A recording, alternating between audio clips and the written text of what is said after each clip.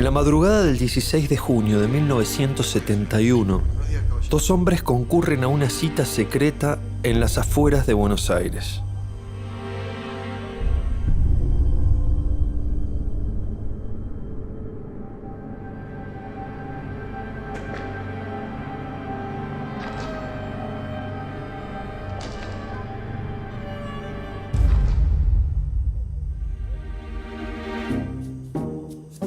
Quien ha retado el duelo es un general del ejército, recientemente nombrado ministro de Obras Públicas, de la dictadura del general Alejandro Agustín Lanusse. Herido en su orgullo, Oscar Colombo desafía defender su honor a uno de los pensadores más ingeniosos que ha dado la Argentina. Un ensayista con una lengua filosa que lo vuelve protagonista de numerosas polémicas. Un escritor que combate con la palabra. Un político que pelea por sus ideas. ¿Preparados, señores? Su nombre es Arturo Jauretche. Estoy listo. Estoy listo. 3, 2, 1. ¡Fuego!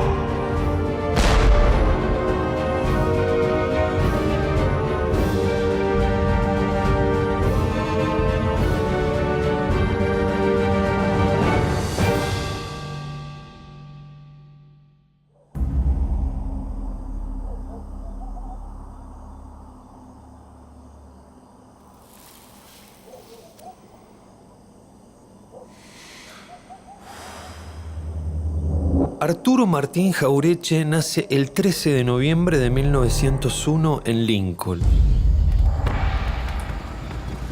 una comunidad rural de la provincia de Buenos Aires.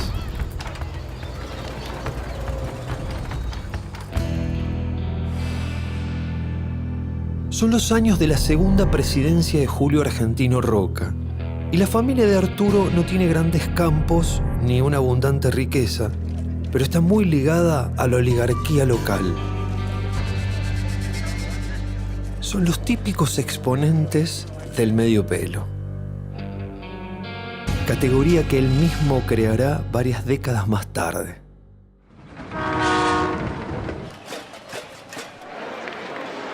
En 1918, Jauretche es testigo privilegiado del proceso de reforma universitaria.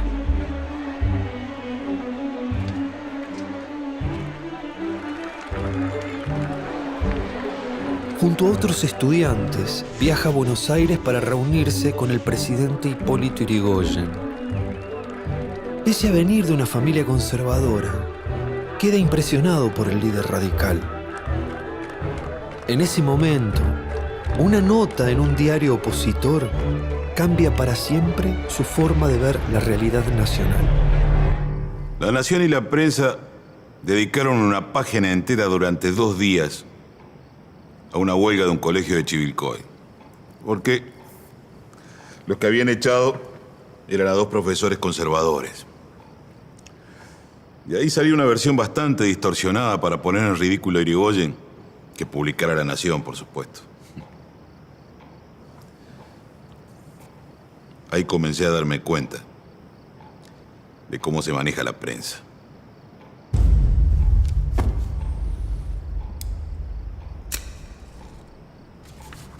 En 1920, Jauretche se instala en Buenos Aires para estudiar Derecho. Vive con lo justo y trabaja en lo que puede para mantener sus estudios.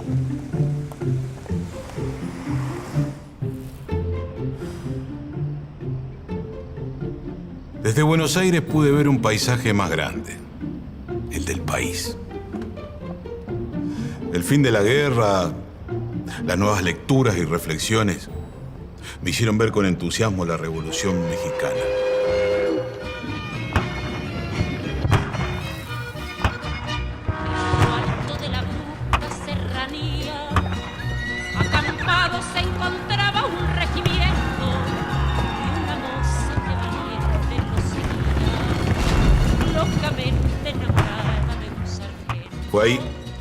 Que renegué de la concepción liberal de que nuestro país es un país de segunda y nuestro pueblo un pueblo inferior.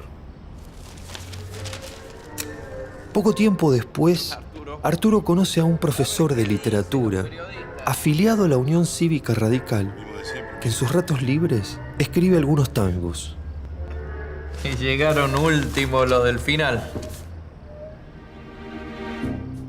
Homero Manzioni, que todavía no es Homero Manzi, se vuelve un amigo inseparable de Jauretche. Es él quien le contagia el entusiasmo por el presidente de la nación, Hipólito Yrigoyen. Cuando Yrigoyen alcanza su segundo mandato en 1928, Jauretche ya forma parte del gobierno.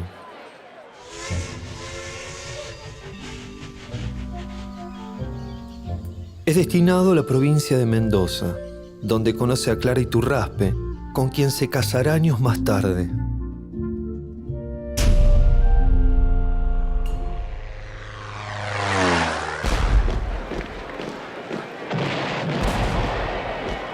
En tierra cuyana lo sorprende el golpe de Estado que derroca al gobierno radical. La comprendéis en su significado trascendental y renovador, y la defenderéis con vuestra vida como se defiende a la patria amenazada. Cuando se entera de la sublevación militar, Jauretche sale armado a la calle para resistir, pero rápidamente es detenido y por poco se salva de ser fusilado.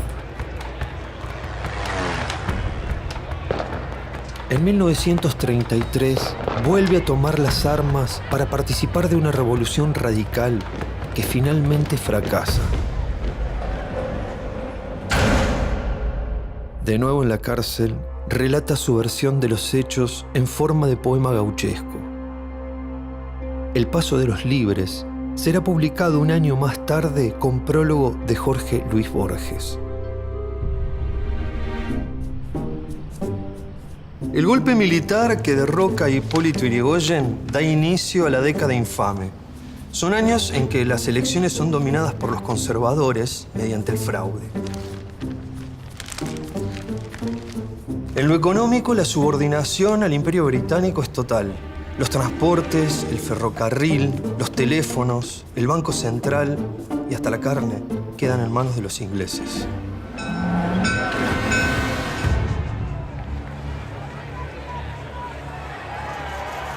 Pero volvamos a 1933. La muerte de Hipólito Yrigoyen es un duro golpe para la Unión Cívica Radical. El partido queda al mando de Marcelo Torcuato de Alvear, quien está muy lejos del espíritu popular del irigoyenismo. Téngame en cuenta esto que le dije y esto también. Me lleva los papeles ahora. Jauretche y Manzi, disconformes con la dirección que está tomando el partido, comienzan a reunirse. A ellos se le suman también otros radicales, disconformes con la conducción alvearista. En un sótano por Lavalle y Callao, el 29 de junio de 1935 fundan Forja, la fuerza de orientación radical para la joven Argentina.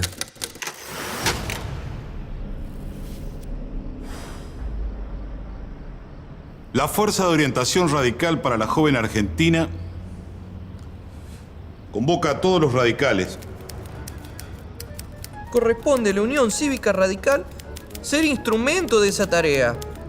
Pero fundamentalmente a los jóvenes que quieran participar de la construcción de la nueva Argentina con la que soñara Hipólito Yrigoyen. Sumando así hasta su totalidad la obra truncada por la desaparición de Hipólito Yrigoyen. Por el radicalismo a la soberanía popular y por la soberanía nacional a la emancipación del pueblo argentino.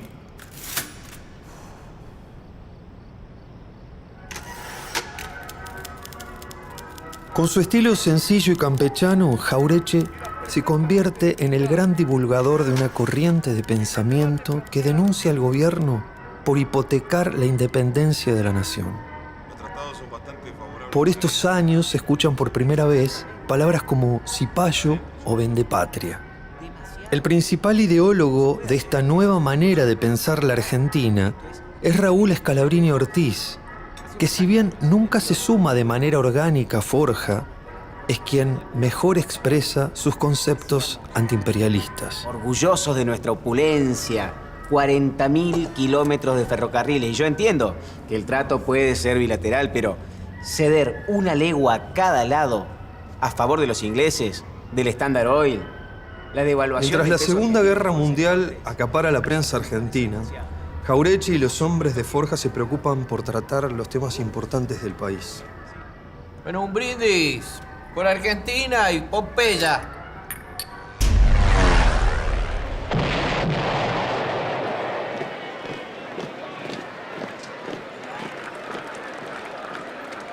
Cuando en 1943 un golpe militar destituye al gobierno fraudulento de Ramón Castillo, Jauretche ya no forma parte de la UCR.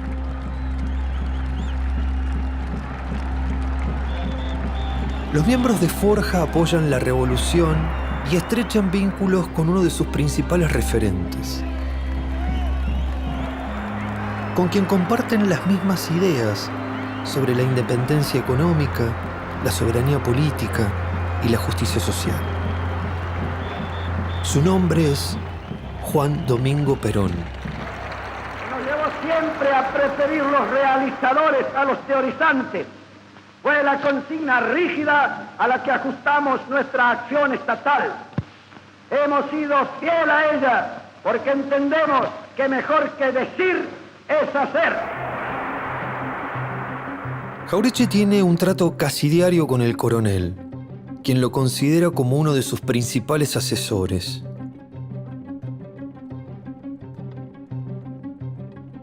Para septiembre de 1945, Perón es el hombre fuerte del gobierno militar. Jura el nuevo vicepresidente sobre los santos evangelios y, mientras tanto, en la Plaza de Mayo, congregada por la simpatía que despierta en las masas populares el coronel Perón, se ha formado una imponente manifestación. Pero sus políticas sociales generan muchos enemigos en los sectores de poder. El 9 de octubre, Perón es obligado a renunciar y es detenido.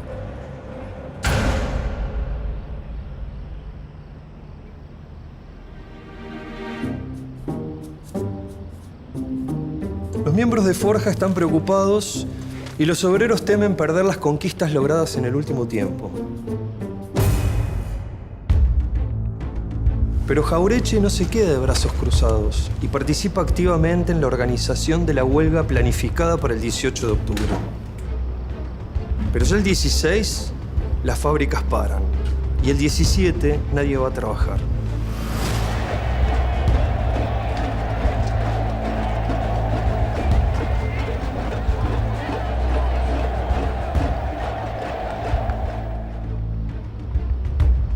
En presencia de la agitación oligárquica, promovida por fuerzas de la reacción, en connivencia con las izquierdas extranjerizantes y de la inquietud reinante entre los trabajadores ante el riesgo de una restauración de los sistemas de opresión económica y dominación imperialista, Forja declara que en el debate planteado en el seno de la opinión queda perfectamente deslindado el campo entre la oligarquía y el pueblo, cualquiera sean las banderas que se agiten momentáneamente.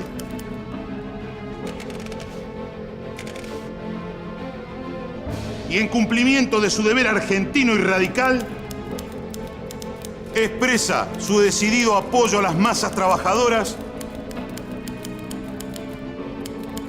en la recuperación de sus conquistas sociales.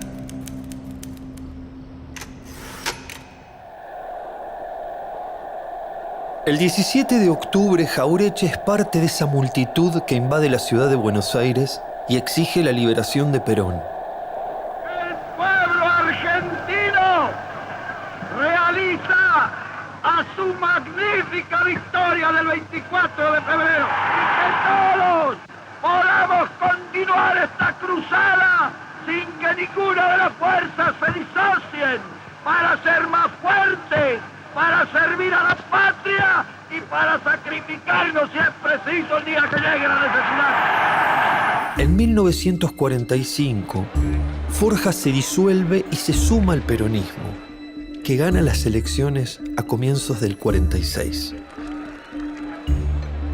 Domingo Mercante, gobernador de la provincia de Buenos Aires, convoca a Jauretche para formar parte de su gobierno. Es nombrado presidente del Banco de la provincia de Buenos Aires, desde donde desarrolla una política de créditos a favor de la industria.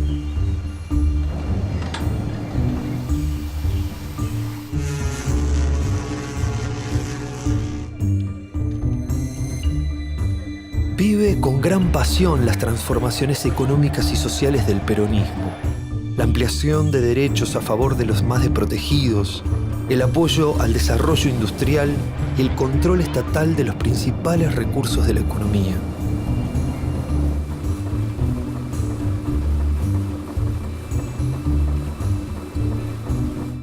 Pero la relación con Perón no es siempre amable.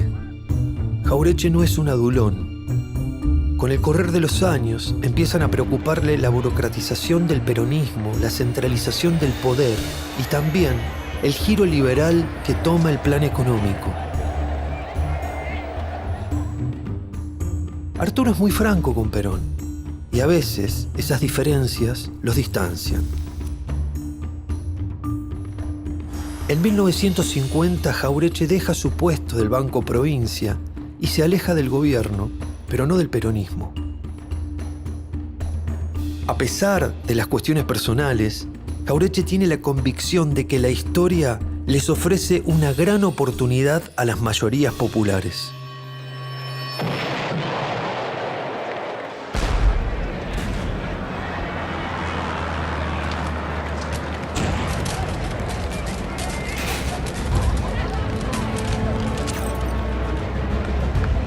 En 1955, una conspiración civil y militar derroca a Perón.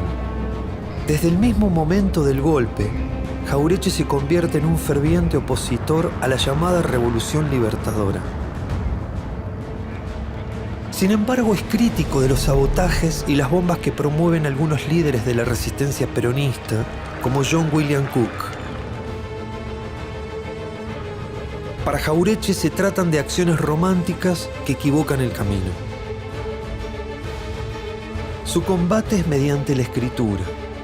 Ni bien dan el golpe, empieza a publicar una revista, El 45, desde la cual defiende la obra del gobierno peronista. Por eso mismo la revista es perseguida y finalmente clausurada luego de unos pocos números. Unos meses después, publica el informe Presbich, Retorno al coloniaje, que desnuda las verdaderas intenciones del plan de Raúl Presbich, asesor económico de la Revolución Libertadora. En Los Profetas del Odio, Jauretche estudia las relaciones de clase en la Argentina a partir del ascenso del peronismo. En este libro, critica la reacción, o más bien el espanto de los intelectuales ante el surgimiento de este movimiento popular. Por la crudeza de sus argumentos, Jauretche es perseguido, amenazado y debe exiliarse a Montevideo por unos años. En los 18 años de proscripción del peronismo, escribe la mayor parte de sus obras. En realidad las dicta, porque no sabe escribir a máquina. A veces escribe a mano. El problema es que después no se le entiende la letra. Cuando me refiero a medio... Tras varios libros escritos, es recién en la segunda mitad de la década de los 60 cuando publica sus obras más célebres. El medio pelo en la sociedad argentina, una interpelación a la clase media que tuvo repercusión inmediata.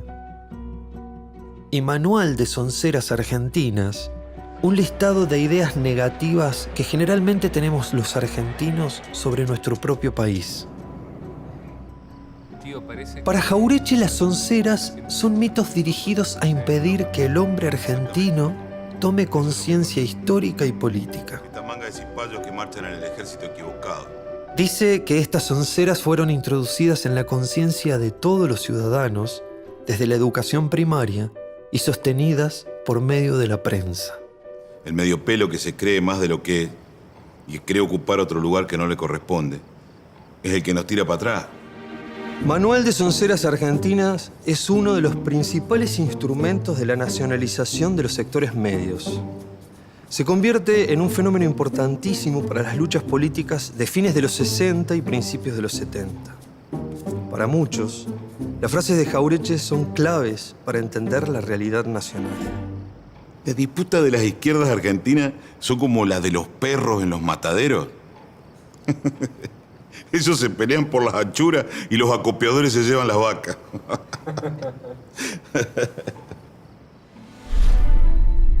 En el pensamiento de Jauretche confluyen la ironía socarrona del paisano que supo ser con el andar del compadrito porteño en el que se ha convertido tras tantos años en la ciudad. Como criollo de ley, no le escapa la confrontación directa, anda siempre con un pequeño cuchillo encima. Y a la hora de defender su honor, no duda en batirse a duelo.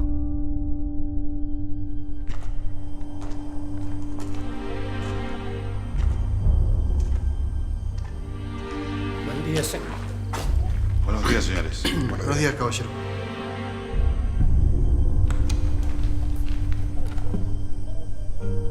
Elija, general.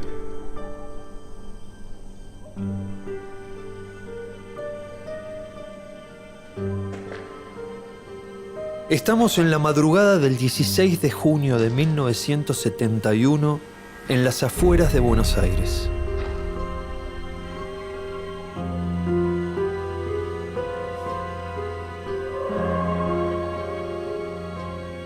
Unos días antes había recibido el reto a duelo de un general del ejército recientemente nombrado a cargo de YPF por el presidente de facto, Alejandro Agustín Lanusse.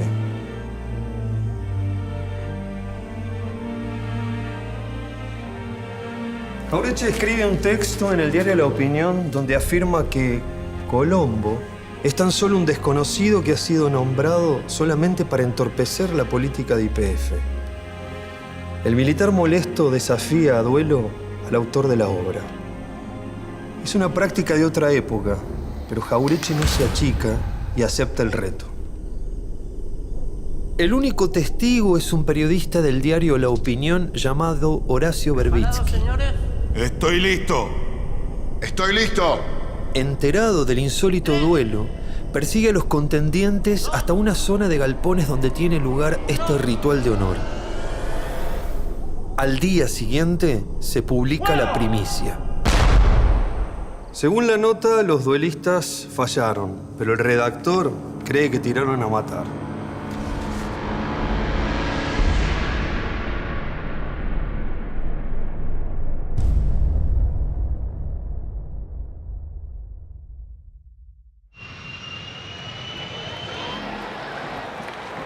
Luego de casi 18 años de proscripción, el peronismo vuelve a ser gobierno el 25 de mayo de 1973.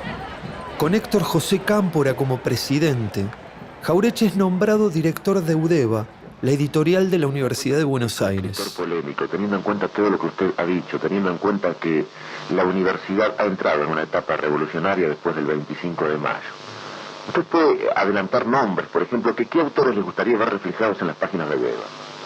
Ha de primar el criterio de difundir los autores argentinos, y dentro de ellos los autores argentinos que sean creadores de una mentalidad nacional, y no simples epígonos de otros, reflejos, como ha sido en gran parte la cultura colonialista. Por estos años, Jauretche está inmerso en las contradicciones del peronismo. Le disgusta el protagonismo que ganan los sectores conservadores en el tercer gobierno de Perón. Pero tampoco apoya la creciente militarización de las agrupaciones revolucionarias. Él, que vivió todos los golpes del siglo XX, intuye la tragedia que está por venir. Estoy preocupado por ustedes. Me han dicho que han tomado por enemigo al ejército. No es para tanto, tío. En su oficina de UDEVA recibe a Ernesto, su sobrino, con quien tiene una relación entrañable. Ernesto Jaureche forma parte de la organización Montoneros. ¿Ustedes saben con el ejército que se está enfrentando? El mismo ejército del aniquilamiento del gaucho, del degüello de los caudillos federales, de la conquista del desierto. Es lo mismo, tío. Si tiene que matar a uno de ustedes y volar una manzana entera, lo van a hacer, no tienen límites. No, tío, cálmate, no es para tanto. Ellos están formados para matar. En cambio nosotros, cada muerte que tenemos, nos cuesta lágrimas. Un día van a salir a la calle y van a matar a 5 o 6 mil de ustedes. No importa si legal o ilegalmente.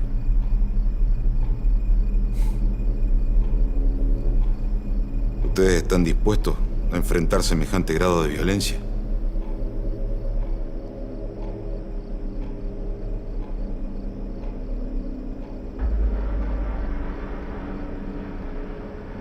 Pocos meses después de tener esta conversación, Arturo Jaureche muere, el 25 de mayo de 1974. Hasta el día de su muerte, Arturo Jaureche luchó por un país que se pudiera pensar a sí mismo a partir de su propia realidad, y no de los moldes que, según él, venían de afuera.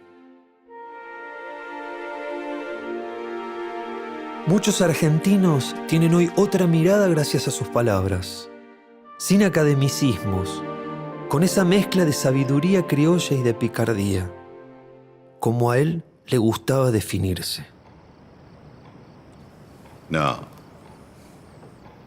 ya no soy un vivo. Apenas soy un gil avivado que ha descubierto ciertas verdades y se las ofrece a sus compatriotas.